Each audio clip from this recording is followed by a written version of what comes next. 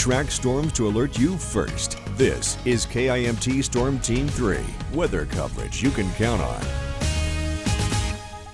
KIMT Storm Team 3 meteorologist Sara Knox is joining us now, and it seems like throughout the rest of this week, kind of similar weather. Maybe some interesting things happening this weekend, though. Yeah, we've got the chance for maybe a little bit of snowfall. The chances have gone up a bit, but it's still pretty far out there. It's something we've got our eyes on, and yes, we will talk about that as we get later on in this particular forecast. But right now, we're taking a live look outside. Not a lot of snow to be seen on the ground coming from the sky, but we got clouds back in play. Seeing evidence of the sunshine, though, a little lens flare here over Rochester. So sunglasses, I mentioned it earlier on in the newscast, not a bad idea. You just may not need it the entire drive, depending on where you're going.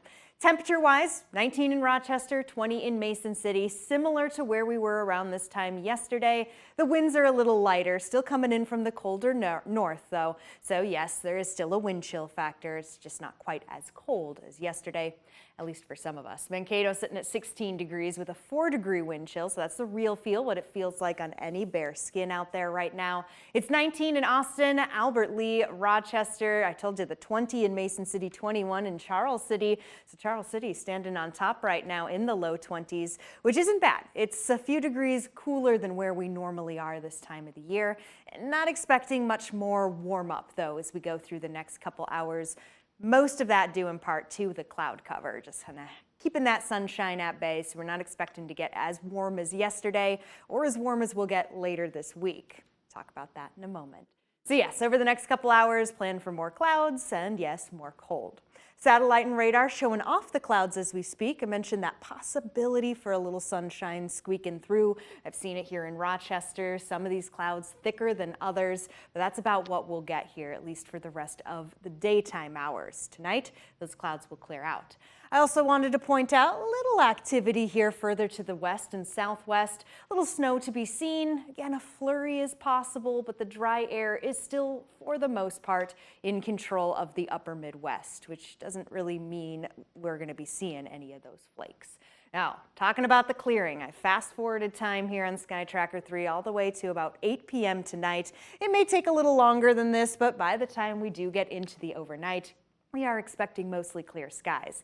This will allow for lows to once again fall quite low, so a very chilly evening tonight and a very cold start to our Wednesday here. A few clouds may bubble up around 5 a.m., so some waking up to sunshine, others maybe more cloud cover. Nice partly sunny is what I am calling our Wednesday, because 24 hours from now, we'll see a bit of that mixture. Plenty of sun, but also plenty of cloud cover, especially across the Mississippi. Over the next 10 days, though, I'm going to point out, maybe you saw it, I didn't actually point to it, but we had some red arrows starting to come on in on Wednesday, and that is a sign that the winds are changing, and with that, we get some warmer air, but also a little bit more moisture. So yes, temperatures here over the next couple days are going to be warming above the average mark. That, of course, comes before a big dip down, but focusing here, reason for that is because we actually have a little more moisture coming in too, alongside those winds from the south.